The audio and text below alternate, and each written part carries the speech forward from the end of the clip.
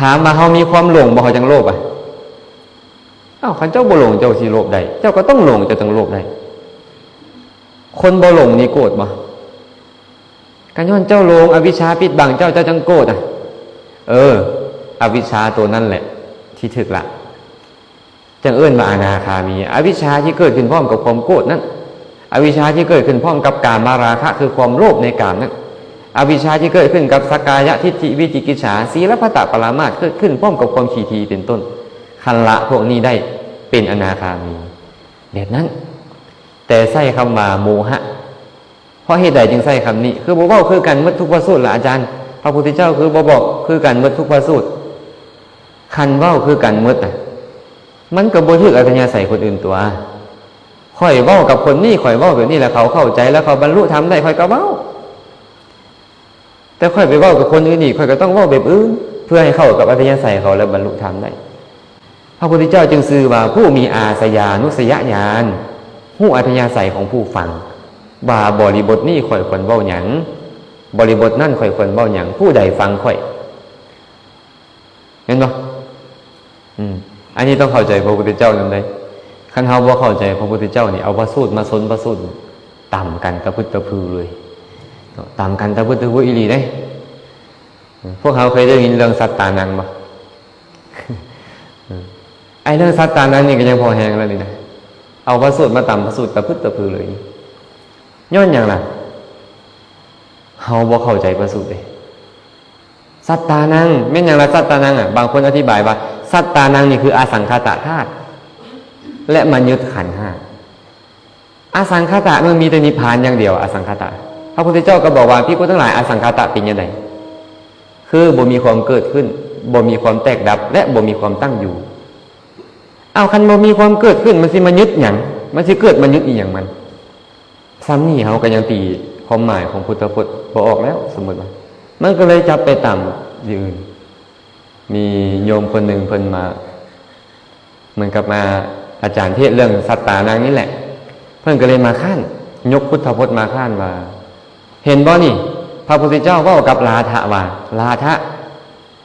ราคะอันฉันทะอันใดราคะอันใดนันทิอันใดความคล้องอันใดความยึดความเกี่ยวข้องอันใด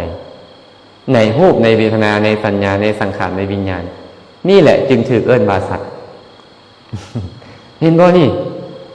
ผู้ยึดนี่เป็นสัตว์เพิ่นว่าผู้ยึดนี่เป็นสัตว์มันต้องอื่นจากขันธ์ห้าต้องมันมายึดขันธ์ห้าเนาะเหมือนกับอาตมาเห็นพ่อไม่ออกเนี่ยอาตมาต้องเป็นผู้อื่นจากพ่อไม่ออกเป็นบ่เพิ่นละคิดแบบนี้คิดว่าจะมาเห็นสิ่งอื่นนี่ต้องเอาอื่นมาเห็นเพิ่นละคิดแต่ทำนี้บัดนี้ย้อนหยังล่ะบ่เข้าใจความหมายที่พระพุทธเจ้าเว้าไอ้ความยึดนี่คันผู้ใดฟังธรรมดุเขาฮู้แน่นอนว่าความยึดนี่มี4อย่างมีหยังใดภิกขุทั้งหลายอุปาทานมี4อย่างนี้4อย่างคือหยังแน่กามูปาทานทิฏฐุปาทานศีลพัตตุปาทานอัตตะวาทูปาทานกามูปาทานคือหยังคือตัณหาน่ะไอ้นันทิราคะอันน่ะไอ้กามนี่นะทิฏฐุปาทานนี่แหละมิจฉาทิฏฐิศีลพัตตุปาทานนี่มิจฉาทิฏฐินั่นแหละแต่มิจฉาทิฏฐิพิเศษที่ไปยึดข้อประพฤติบ่ถูกว่ามันถูกอัตตะวาทูปาทานนี่คำเว้าของข่อยเท่านั้นจริงสิ่งนี้เท่านั้นจริงสิ่งอื่นบ่จริงไอ้ทิฏฐิตัวนี้แต่รวมความ3อย่างนี้ก็คือมิจฉาทิฏฐิสรุปง่ายๆตัวยึดก็คือตัณหาและทิฏฐิถามว่าตัณหามันแม่นหยังล่ะบัดนี้ตัณหาแม่นรูปร่างกายบ่แม่นเห็นบ่ตัณหาแม่นความสุขความทุกข์บ่เวทนาบ่แม่นตัณหาแม่นสัญญาบ่แม่นตัณหาแม่นวิญญาณบ่แม่นเรืออันใดล่ะในขันธ์ห้าสังขารเวลาตัณหามาปรุงแต่งใจเฮายากบ่เฮาเอิ้นว่ามันปรุงแต่งบ่แล้วมันแม่นนิพพานแม่นอสังขตะหยังมาปรุงแต่งก็ตัวตัณหานั่นนะมันมาปรุงแต่งมันไปยึดเห็นบ่ทิฏฐิเวลาปรุงแต่งเฮาแล้วเฮาไปยึดว่าเฮาว่าของเฮาบ่มันปรุงแต่งใจเฮาบ่มันสิแม่นสัตตานังหยังมายึดเกาะเดี๋ยวนี้ไอ้ตัวตัณหาและทิฏฐิที่เป็นสังขารที่เกิดในใจของเฮานี่มันยึดเมื่อมีการยึดผู้ใดยังมีตัวนี้อยู่แล้วเอิ้นผู้นั้นว่าสัตว์เท่านั้นเอง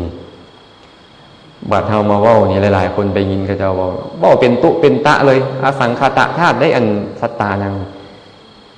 พระพุทธเจ้าบ่เคยเว้าไหนเจ้าจะไปอ้างพระพุทธเจ้าเลยเจ้าเว้าเองได้เลยคันเจ้าไปอ้างพระพุทธเจ้ามื้อใดพระพุทธเจ้าบ่เคยเว้าชื่อว่าหยังอ้าวกล่าวตูพระพุทธเจ้าเว้าได้เลยงานยกมือแม่นบ่คันเฮา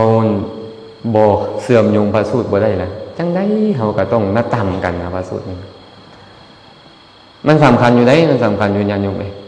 บ่คือพระอรหันต์ทั้งหลายเนาะพระอรหันต์ทั้งหลายบรรลุธรรมแล้วค่อยบ่ตามกันแน่นอนค่อยนี่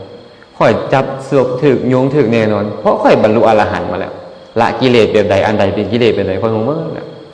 คือพวกเฮานี่ละมุนนะหมุนไอ้แพทใส่ผัวใส่ผัวจะมีพวกเฮาหมุนอ่านนี่ก็สิเข้าใจก็บ่เป็นง่ายแม่นบ่มันบ่เป็นง่ายอันซั่นนี่เฮาก็อาจจะมั่นใจบางคนก็มั่นใจว่าแบบนี้แบบค่อยเข้าใจนี่แหละชื่อกันคนอื่นเข้าใจนี่บ่ถึกดอกมันคิดแบบนี้ได้แต่ละคนเอาเทียบคนอื่นแล้วบ่พอได้ป่ะเนี่ยโอ้ยโสดาบันก็ยังบ่ท้อค่อยนะเอาเริ่มไปกันใหญ่แล้วได้ป่ะนี่สกทาคามีอนาคามีก็เริ่มจะบ่ท้อค่อยแล้วป่ะนี่อรหันต์ก็เริ่มจะบ่ท้อค่อยพระโมคคัลลานะพระสารีบุตรพระอานนท์ก็เริ่มจะบ่ท้อค่อยมันเลยก้าวกระโดดไปเอาเฮาไปเทียบกับเพิ่นบ่เฮานี่ยิ่งกว่าเพิ่นลักษณะหยังเนี่ยมานะเป็นหยังจึงมีมานะอยู่ย้อนยังมีมิจฉาทิฏฐิอยู่ยังยึดอยู่ว่าเฮาว่าเขาก็เลยมีการถือตัวว่าเฮาว่าเขายังบ่ได้ละกิเลสคือเพิ่นเนาะแต่มันเกิดขึ้นได้กับทุกคนน่ะผู้เว้านี่ก็เป็นได้คือกัน และเป็นตลอดพร้อมพ่อไม่ออกผู้นางฟังอยู่ก็คือกันค่อยนี่แล้วค่อยนี่ทึกในทางที่มิจฉาทิฏฐิทั้งนั้นในค่อยนี่ก็เลยเฮาเลยต้องมาทำความเข้าใจกันแบบนี้แหละฉะนั้นเพิ่นเลยบอกว่าพระอรหันต์เท่านั้นละราคะละโทสะละโมหะได้เด็ดขาดความจริงแล้วนี่เพิ่นเว้าจังซี่ก็จริงแต่โทสะมันหมดตั้งแต่อนาคามีแล้วเห็นบ่แม่นผู้ใดละอนาคามีละแล้วแต่ยกความดีให้ความชอบให้อรหันต์เพราะค่อยอยากยกย่องอรหันต์ตอนนี้